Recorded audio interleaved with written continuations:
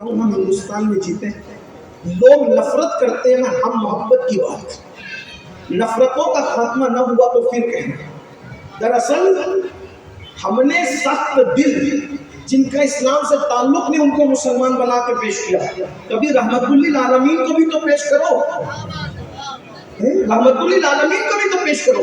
جب کسی نے کہا حضور یہ یہودی کافر کا جنازہ ہے، آپ اس کے لیے کھڑے ہو گئے، سرکار نے کیا فرمایا؟ سنن کبریٰ، سرکار فرماتے ہیں یہ یہودی ہے مگر انسان تو ہے نا، کیا فرمایا؟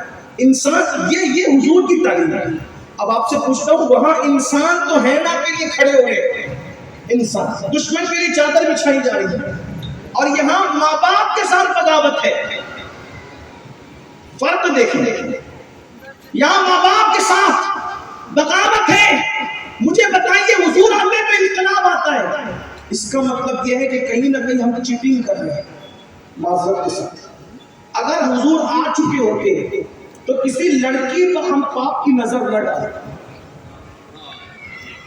اگر پاپ کی نظر لڑکیوں میں پڑی، یہاں سے لے کے وہاں تک، انٹرنیٹ کے ذریعے جہاں تک آواز پہنچی، بڑی معذرت کے ساتھ، داڑھی والے، بغیر داڑھی والے، جو وہ معصوم چہرے والے، بے اور بھولے چہرے والے، کوئی ہو، چہروں کا اعتبار نہیں ہے، دل کا اعتبار۔ اب تک وہاں ہونا، اگر حضور یہاں آتے نا یہاں تو ہم کسی لڑکی میں پاپ کی نظر نہیں ڈالتے۔ اگر حضور ہمارے یہاں آ جاتے، پڑوسن ہمارے نگاہوں سے محفوظ ہو جاتے۔ اگر حضور یہاں آتے ہمارے محلے کے اندر ایم ڈی نہیں بکتی، اگر حضور یہاں آتے ہمارے محلے کے اندر نشے کا کاروبار نہیں ہوتا، اگر حضور یہاں آتے ہمارے بچے نشے والے حقے نہ پیتے۔ بڑی معذرت کے ساتھ آج حقہ نشے کا پہلا سینہ بن گیا ہے، آج حقہ نشے کا پہلا سینہ بن گیا ہے۔ حقے کی مخالفت ہوتی ہے تو لوگ ہمیں بلیک میل کرنے کی کوشش کرتے ہیں، فلاں بزرگ کے بارے میں کیا؟ میں نے کہا فلاں بزرگ کا حقہ آج تیرے حقے سے بہت مختلف ہے، اور یاد رکھنا، اور بزرگوں کے ہمارے حقے کی عقیدت مند نہیں ہے، ہم بزرگوں کے کردار کی عقیدت مند ہے۔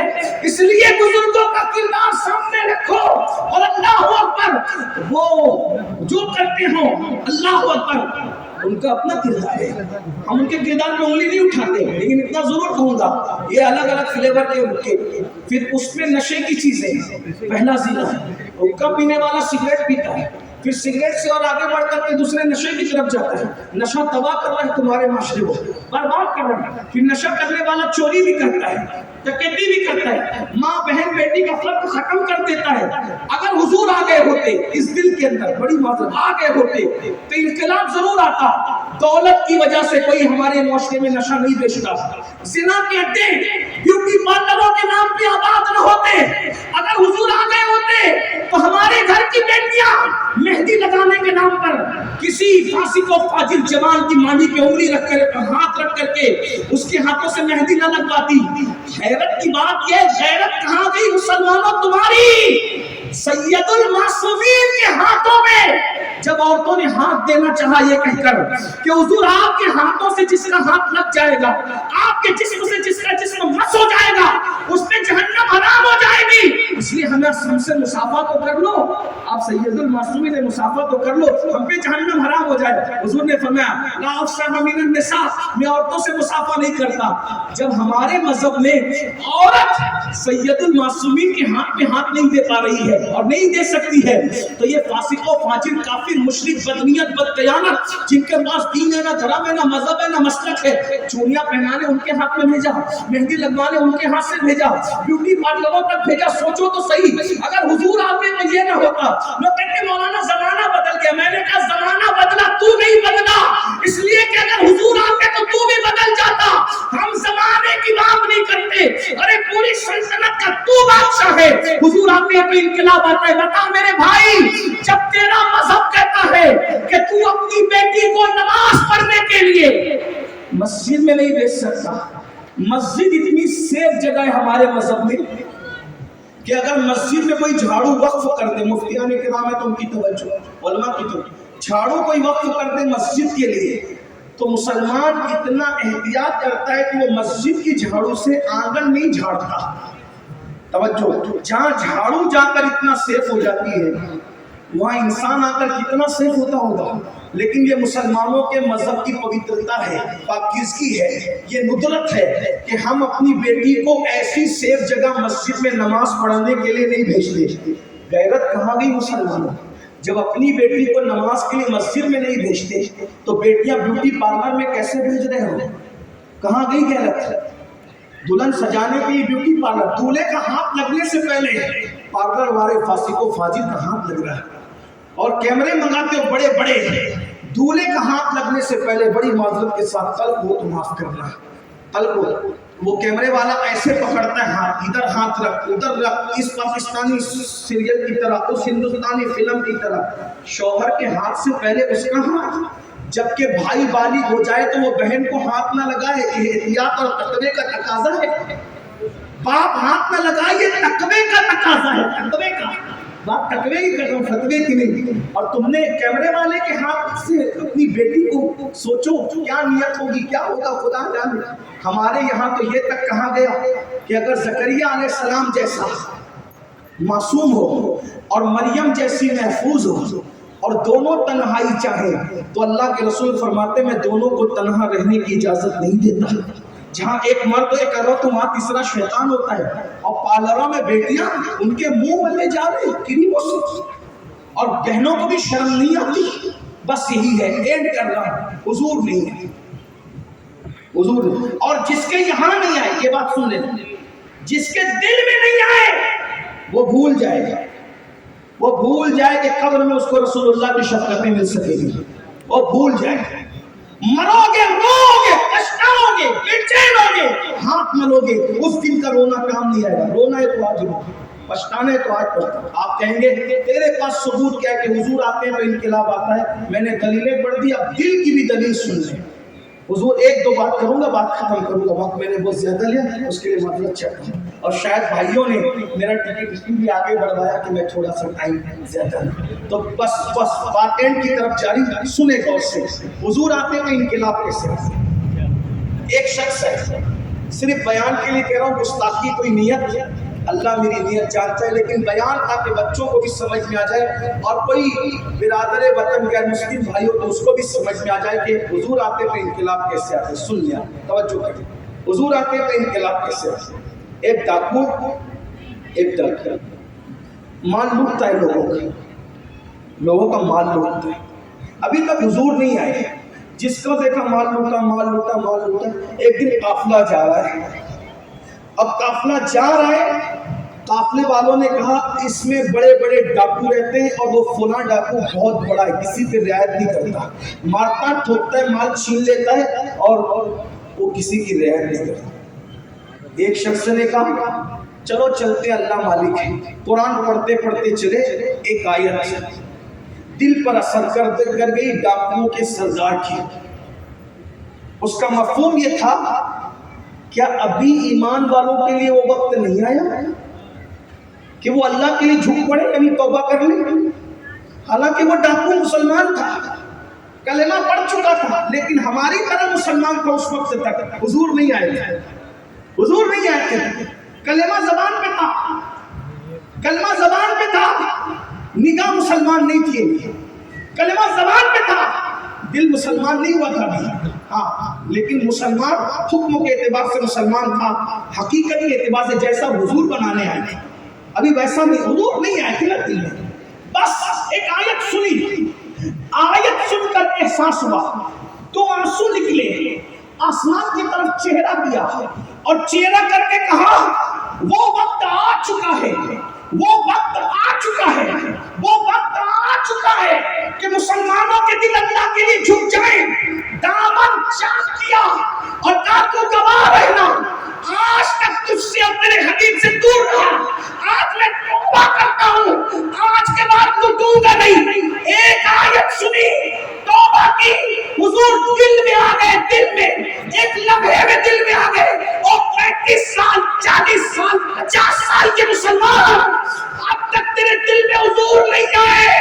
ایک ایک لمحے میں اس کے دل میں حضور آ گئے، کپڑے پھاڑ دیے، ساتھی دوڑتے دوڑتے آئے اور چلو چلو بہت بڑا قافلہ ہے، بہت مال ہے، لوٹ لے۔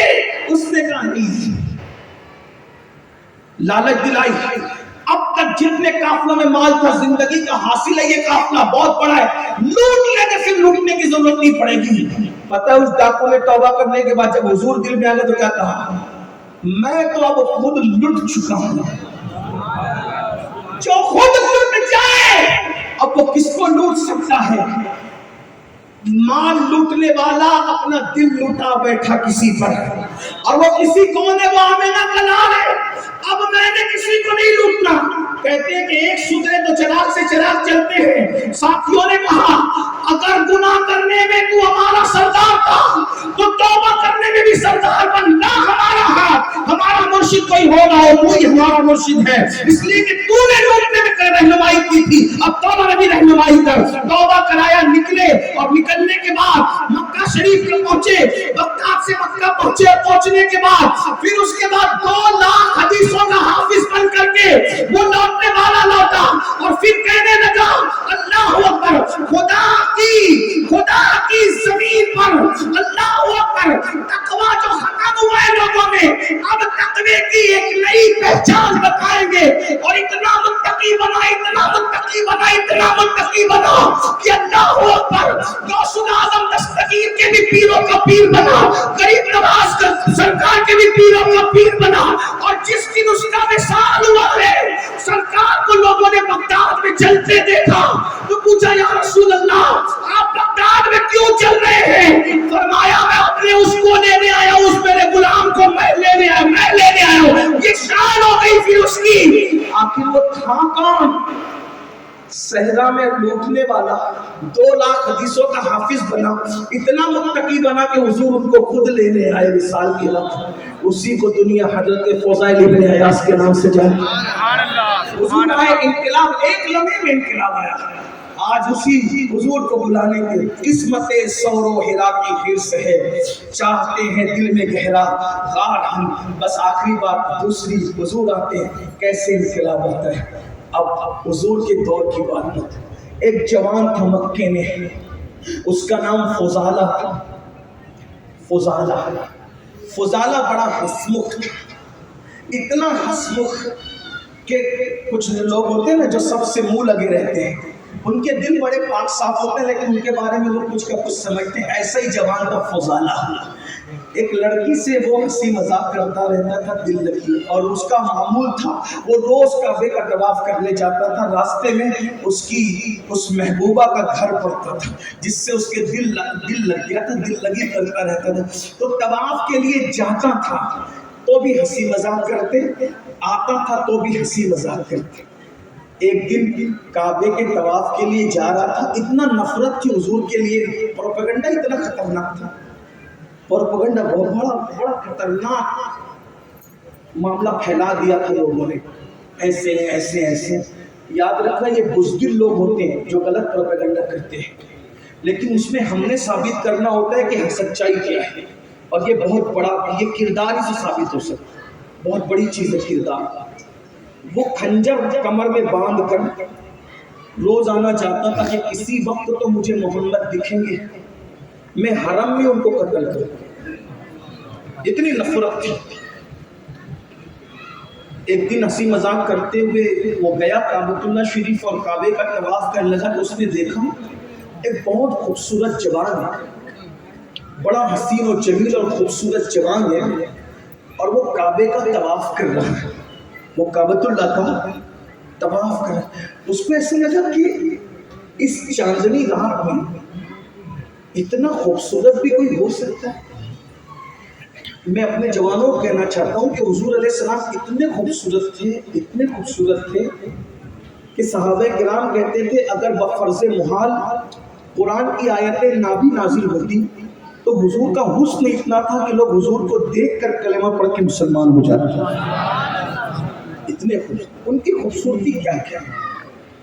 ایک دن ام المومنین سیدہ عائشہ پاک نے پوچھا حضور آپ زیادہ خوبصورت ہیں یا یوسف علیہ السلام؟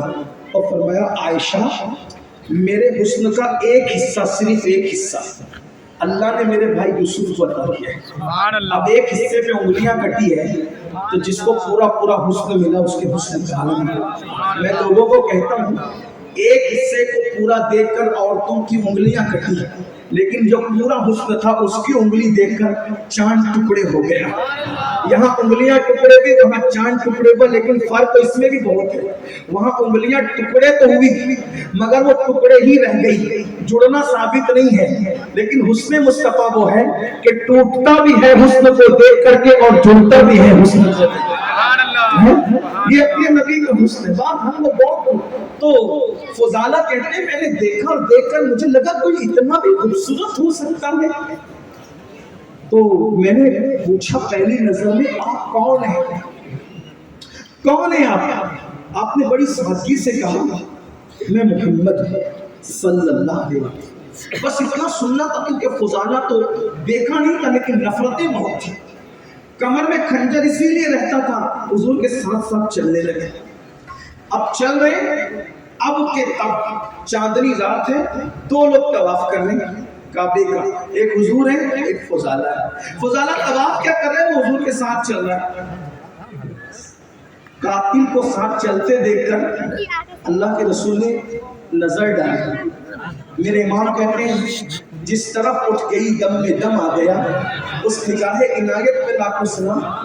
دشمن کو, جان کے دشمن کو قتل کرنے والے کو دیکھا اور مسکرایا, اور مسکرائے کہ فضالہ کیا سوچ رہے ہو. فضالہ سے کہا فضالہ کیا سوچ رہے ہو. کعبے کا طواف ہو رہا ہے لیکن اب کچھ کہتے نہیں بنی تو فوراً کا کچھ بھی نہیں. وہ فرمایا کیا یہ نہیں سوچ رہے ہو کہ چلو موقع پا کر ان کو قتل کر دوں, مکہ خوش ہو جائے گا. اور سینے پر ایک ہاتھ مارا. فرمایا ایسا نہیں سوچتے. فضالہ کہتے ہیں ان کا ہاتھ میرے سینے کو کیا لگنا تھا, انقلاب آ گیا. جیسے کہ ایسا نہیں سوچتے, فوراً میرے دل سے وہ سوچ ختم ہو گئی. اور میں نے کہا جو دشمنوں سے اتنا پیار کرتا ہوں وہ کتنا اچھا ہوگا, وہ تو جھوٹا ہو ہی نہیں سکتا. کلمہ پڑھا اور مسلمان ہو گیا. اور پھر میں نے حضور سے کہا حضور ایک گزارش ہے, آپ کے ساتھ ایک طواف کرنا ہے, اجازت ہے؟ سرکار نے کہا کر لو. اب طواف کرنے کا کعبہ ہے, حضور ہے, فضالہ ہے. کیا نصیب تھے, قیامت تک لوگ طواف کریں گے. لیکن آج فضالہ کا طواف تصور میں دیکھو, فضالہ دو قبلوں کا طواف کر رہے ہیں, کعبے کا اور کعبے کے کعبے کو. دو قبلوں کا, بھائی دو قبلوں کی طرف لوگوں نے نماز تو پڑھی ہے لیکن جس نے دو قبلوں کا طواف کیا ہے وہ فضالہ ہے. اور فضالہ نے طواف کیا اور طواف کیا کہ اچھا میں چلتا ہوں. دل میں حضور آ گیا, حضور آگے.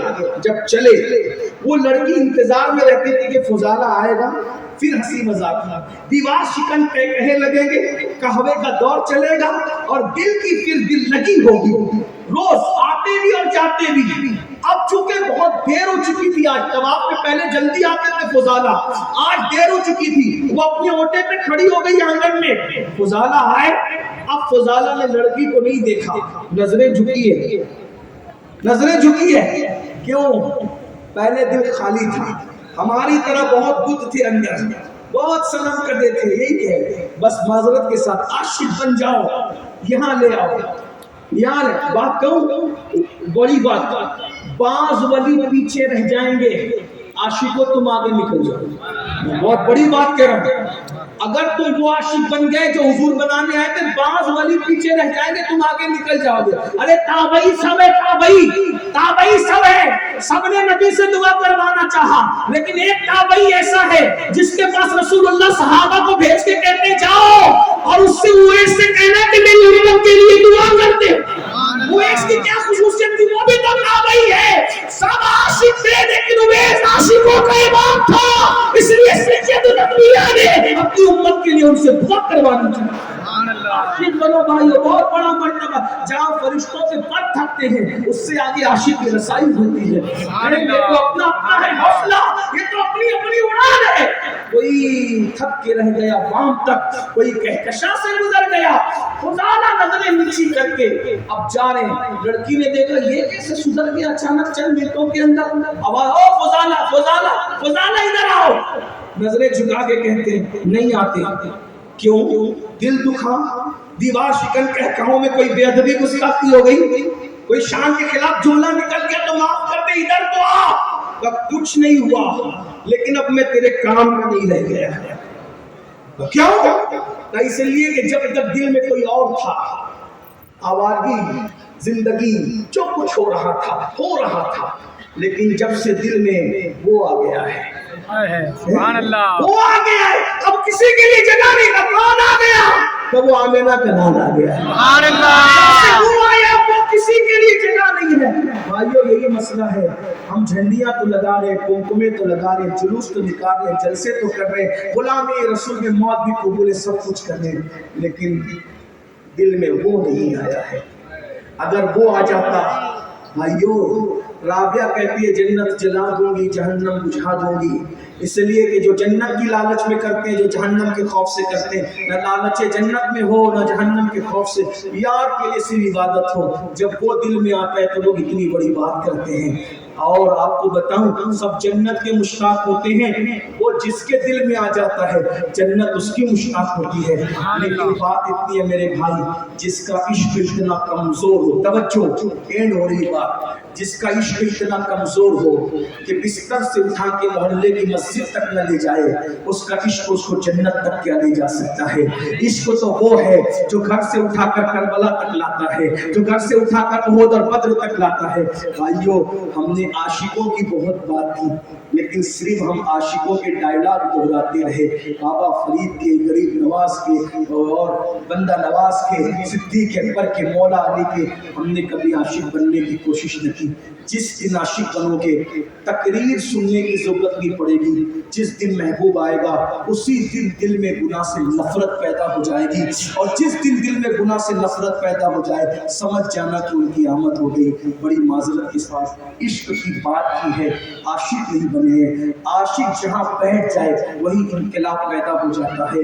دیوان گانے عشق محمد کو دیکھ کر گھبرا گئی ہے گردشیں، دورہ کبھی کبھی گردن میں ہاتھ ڈالے ہیں، ماحول نجوم نے گزرا ہے ان حدوں سے، مسلمان کبھی کبھی آؤ ان کو دل میں دعوت دو، لانے کی کوشش کرو۔ اس کا طریقہ ہے گناہ سے توبہ کرو، دل کو پاک کرو، دروشی کی کثرت کرو، نمازوں کی پابندی کرو، اور تعلقات کا احترام نبھانے کی بجائے انسانیت کا احترام کرنا سیکھو۔ بھوکوں کو کھانا کھلانا، کسی کو عزت دینا، کسی کو گالی نہ دینا۔ ماں بہن کی گالی بیویوں کو دینے والوں، عام انسان کو بھی ماں بہن کی گالی دی ہے تو غریب نواز سرکار فرماتے مرتے وقت زبان پہ کلمہ نہیں آئے گا۔ جو عام انسان کو گالی دے اس کی زبان پہ کلمہ نہیں آتا، جو بیوی اور بچوں کو ماں بہن کی۔ ممبئی والوں کا تو تقیہ کلام ہے، یہ لوگ تو بعض سب نہیں، بعض لوگ تو اس کو گناہ بھی نہیں سمجھتے۔ گالی دینے والوں مرتے وقت زبان پہ کلمہ نہیں آئے گا، کیا ہوگا؟ اس لیے سدھرنا ہے آج، سنورنا ہے آج۔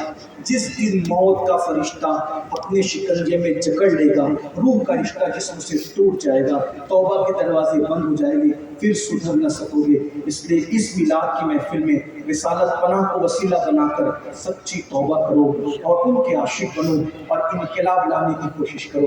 ایسے بدل جاؤ دنیا پکار اٹھے، جب غلام ایسا ہے امام الانبیاء کی شان کا عالم کیا ہے۔ سبحان اللہ، سبحان اللہ، ثنا خان کی خاموشی چپ ہو رہا یہ کہہ کے میں کیا کیا کہوں تجھے، لیکن رضا نے ختم سخن اس پہ کر دیا، خالق کا بندہ خلق کا آقا کہوں تجھے۔